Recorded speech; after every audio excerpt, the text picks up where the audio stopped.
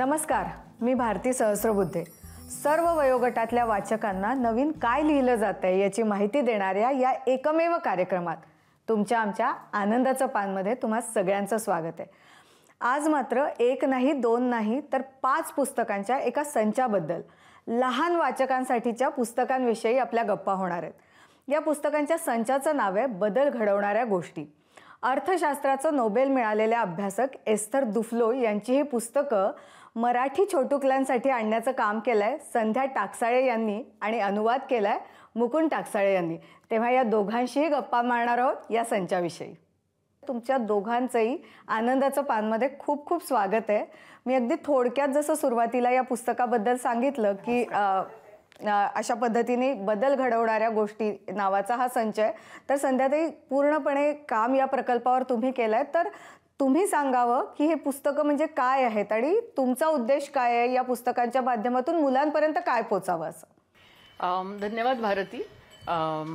प्रथम बुक्स बद्दल थोडंसं आधी सांगायला आवडेल मला की ही एक ना नफा असणारी प्रकाशन संस्था आहे आणि सगळ्या भारतीय भाषांमध्ये म्हणजे आतापर्यंत 24 भारतीय भाषांमध्ये प्रथम बुक्सनी पुस्तकं पब्लिश केलेली आहेत आणि बंगलोरच्या रोहिणी निलेकेणी यांच्या पुढाकाराने ही संस्था सुरू झाली आणि गेली 20 वर्ष, हे 20वं वर्ष आहे. तर या 20व्या वर्षाच्या निमित्ताने एक चांगला प्रकल्प हाती घ्यायला हवा म्हणून ही एस्थर दुफ्लो आणि शायन ऑलिव्हिये यांनी चित्रित केलेली पुस्तकं आम्ही वाचकांसमोर ठेवलेली आहेत. संध्याताई, खरं तर ही पुस्तकं काय आहेत आणि जसं मी म्हटलं की याच्या मागचा उद्देश की लहान मुलांना काय मिळावं, हे जे मी विचारलं ते पण तुम्ही एक सविस्तर पद्धतीने सांगावं ज्याचा फायदा पालकांना खास करून होईल. बरोबर आहे.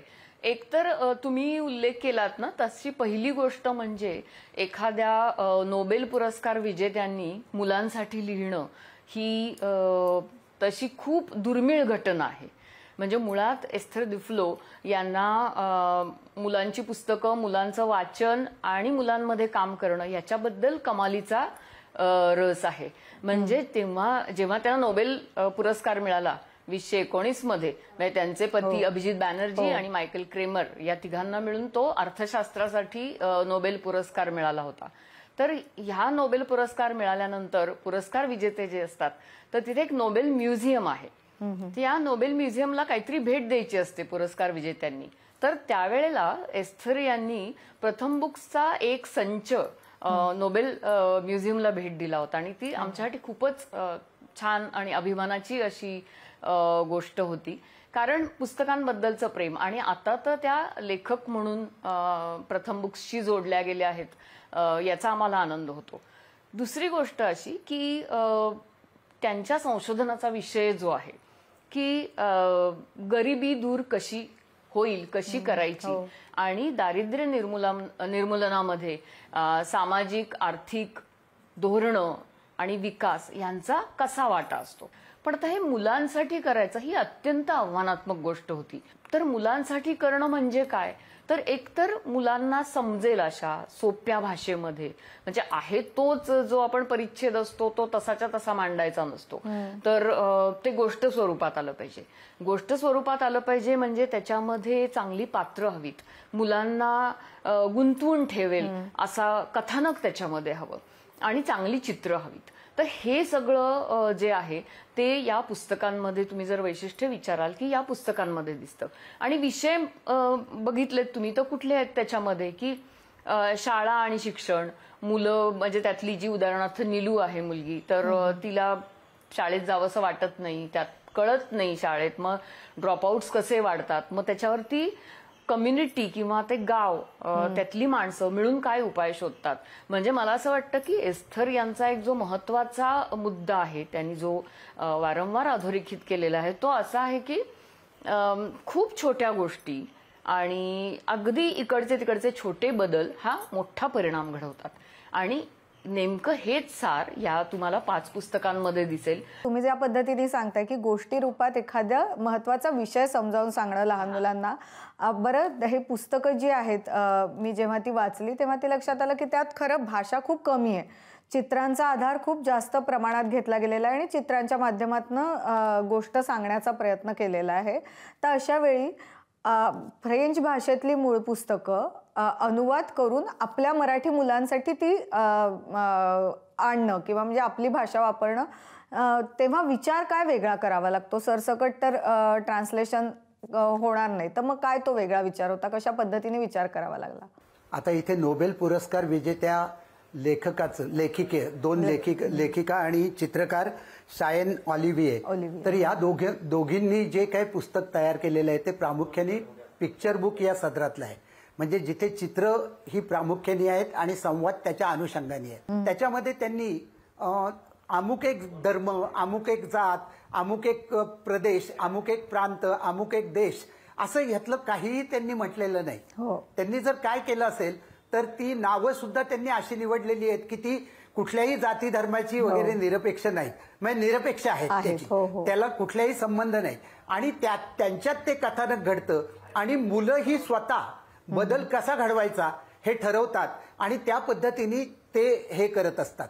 परंतु मी म्हटलं तसं की मुख्य सगळ्या भाषांचं आव्हान जर काय असेल अनुवाद करत असताना, म्हणजे मी प्रामुख्याने इंग्लिश आणि हिंदीतनं अनुवाद केलेले आहेत, तर सोपेपणा हा त्यातला कळीचा शब्द असतो.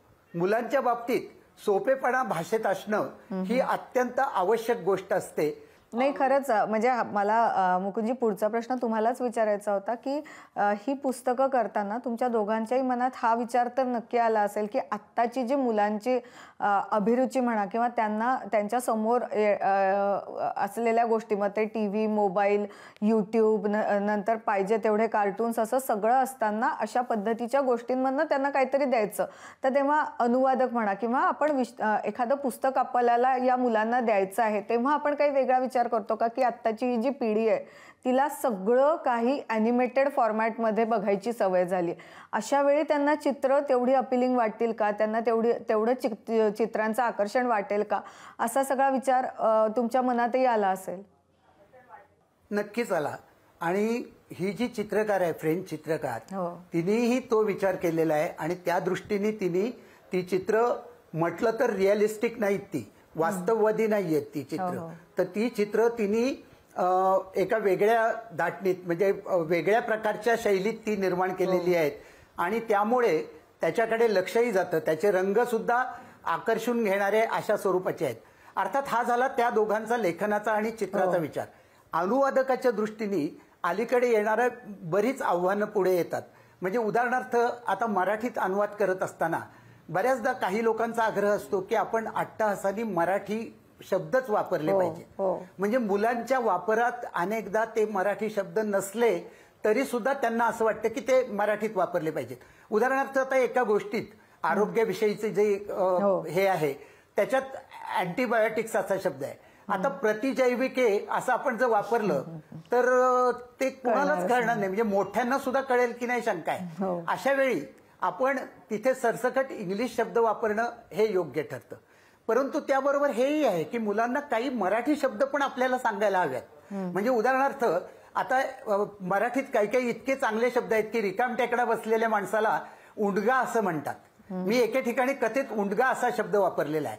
आता हा वापरण्यामागे माझा हेतूच असा आहे की हा आजच्या मुलांना कदाचित माहिती नसेल, परंतु मला तो त्यांना चित्रांवरून आणि संदर्भावरून लक्षात यावा आणि एका नव्या शब्दाची त्यांच्या ह्याच्यात भर पडावी, असं सगळं आहे. हे एक नोबेल पुरस्कार विजेत्या लेखिकेने लिहिलेला जो संच आहे तो मराठी मुलांपर्यंत तर पोहोचलाय, पण ओव्हरऑल आपण आत्ता जे मराठी साहित्य बघतो लहान मुलांसाठीचं, ते खरंच आपल्या लहान मुलांच्या ज्या सेन्सिबिलिटीज आहेत किंवा त्यांची जी गरज आहे ती पूर्ण करते आहे का? तुम्हाला काय वाटतं आणि काय असणं आवश्यक आहे त्यात? मला असं वाटतं की जे काही अलीकडे मराठीत साहित्य येतं तर त्यातलं काही अगदी अपवादात्मक असं साहित्य आहे. म्हणजे उदाहरणार्थ माधुरी पुरंदरेचं वगैरे, की ज्याच्यात चित्रांनाही प्राधान्य आहे. आपल्याकडे अजून ना चित्र साक्षरता हा प्रकारच नाही. त्यामुळे मध्ये एकदा मी एक परिसंवाद ऐकलेला होता लहान मुलांच्या पुस्तकांबाबतचा. तर त्याच्यात एक असे थोडेसे ज्येष्ठ लेखक असं ठासून सांगत होते की अहो पहिलं मजकूर चांगला पाहिजे मग बाकीचं. असं नाहीये. आता पिक्चर बुकमध्ये चित्र आणि लेखन याचा एकाच वेळी विचार होतो आणि हा विचार आता मराठीत चांगल्या पद्धतीने व्हायला लागलेला आहे. हे मला फार आशादायक वाटतं. कारण आपल्या मराठी लोकांबद्दलच एकूण अशी तक्रार केली जाते की त्यांना चित्र साक्षरता हा प्रकार नाहीये. तर त्यामुळे पिक्चर बुक पाहणं किंवा त्याच्यात भरपूर चित्र असणं हे अलीकडे आलेलं आहे. माझ्या लहानपणी मला आठवतंय की ती 4-4 आण्याला पुस्तकं मिळायची. त्याच्यात कुठंतरी 1-2-4 पानानंतर एखादं चित्र असायचं आणि ते सुद्धा अतिशय ढोबळ पद्धतीने. आता मुलांचा एकाच वेळी लेखनाचाही अभ्यास होतो आणि चित्रांचाही अभ्यास होतो, गोष्टीचाही होतो. बऱ्याचदा तर त्यांना अक्षराचं पहिलं चित्र मनात ठसलं जातं. हेही आपल्याला पाहायला मिळेल आणि हे फार महत्वाचं आहे असं मला वाटतं. नाही, खरंच तुम्ही जो मुद्दा मांडला तो खूप महत्त्वाचा आहे. पण तुमच्या दोघांमुळे एक खूप चांगला प्रकल्प, एक खूप चांगला संच मराठी मुलांपर्यंत पोहोचला. हो, कारण ना मला ते फार छान वाटतं की माधव चव्हाण आणि मुकुंद टाकसाळे यांच्यापर्यंत यांच्यामुळे ही पुस्तकं मराठी मुलांपर्यंत पोहोचतायत. त्यामुळे अनुवादकांची भूमिका महत्वाची असते.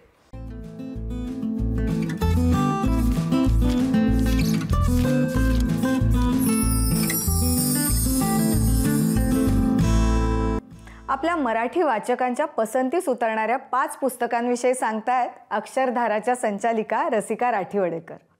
नमस्कार, मी रसिका राठीवडेकर, अक्षरधारा बुक गॅलरी पुणे. आज आपण पाहणार आहोत या आठवड्यातील टॉप 5 पुस्तकं. पहिलं पुस्तक आहे आधुनिक वैद्यकीची यशोगाथा. आज आधुनिक वैद्यकीय तंत्रज्ञानाने मोठी प्रगती केलेली आहे. अनेक अशक्य वाटणारे उपचार, शस्त्रक्रिया आता सहज शक्य झालेल्या आहेत. त्यासाठी डॉक्टरांच्या अनेक पिढ्या यांची तपस्या आहे. त्यातीलच काही शोधकर्त्यांच्या कहाण्या डॉक्टर शंतनू अभ्यंकर यांनी या पुस्तकामध्ये सांगितलेल्या आहेत. समकालीन प्रकाशननी हे पुस्तक प्रकाशित केलेलं आहे. दुसरं पुस्तक आहे वळणबिंदू. सध्या तरुण पिढीचं पालकत्व हा एक आव्हानात्मक विषय आहे. पालकांसाठी हा एक नाजूक टप्पा असतो. तर मुलं आणि पालक यांनी या परिस्थितीमध्ये कसं वागलं पाहिजे याचं मार्गदर्शन डॉक्टर अंजली जोशी यांनी या पुस्तकामध्ये केलेलं आहे. मॅजेस्टिक पब्लिशिंग हाऊसनी हे पुस्तक प्रकाशित केलेलं आहे. तिसरं पुस्तक आहे संघ समजून घेताना. देशातील धार्मिक, आर्थिक आणि सामाजिक राजकारणाचा वेध घेणारा हा लेखसंग्रह आहे. दत्तप्रसाद दाभोळकर यांनी हे पुस्तक लिहिलेलं असून मनोविकास प्रकाशननी हे पुस्तक प्रकाशित केलेलं आहे. चौथं पुस्तक आहे अनुभवे आले. सकाळ सप्तरंग पुरवणीमध्ये अनुभवे आले या सदरामध्ये प्रतापराव पवार यांनी हे लेख लिहिलेले होते. त्या लेखांचाच संग्रह म्हणजे हे पुस्तक. सकाळ प्रकाशननी हे पुस्तक प्रकाशित केलेलं आहे. 5वं पुस्तक आहे महामाया. या पुस्तकामध्ये मराठी संतांच्या भारुडातील कैकाय आणि तंजावर या परंपरेत रचल्या गेलेल्या कुंजवरी या नाटकातल्या कैकाडीण यांचे आत्मरहस्य सामाजिकदृष्ट्या उलगडून दाखवलेले आहे. डॉक्टर रा.ची. ढेरे आणि तारा भवाळकर यांनी हे पुस्तक लिहिलेलं असून पद्मगंधा प्रकाशननी हे पुस्तक प्रकाशित केलेलं आहे. तर ही होती या आठवड्यातील टॉप 5 पुस्तकं. ही सर्व पुस्तकं तुम्हाला अक्षरधारा बुक गॅलरी पुणे आणि अक्षरधाराची वेबसाईट अक्षरधारा.com यावरती उपलब्ध आहेत. धन्यवाद. तर ही होती या आठवड्याची टॉप 5 पुस्तकं. पुस्तकं आपल्याला काय देतात याबद्दलचं एक छोटंसं वाक्य मी नुकतंच वाचलं. ते वाक्य असं आहे की समुंदर को सबसे गहरा कहना तौहीन है किताबों की. तेव्हा आपण वाचत राहू. धन्यवाद.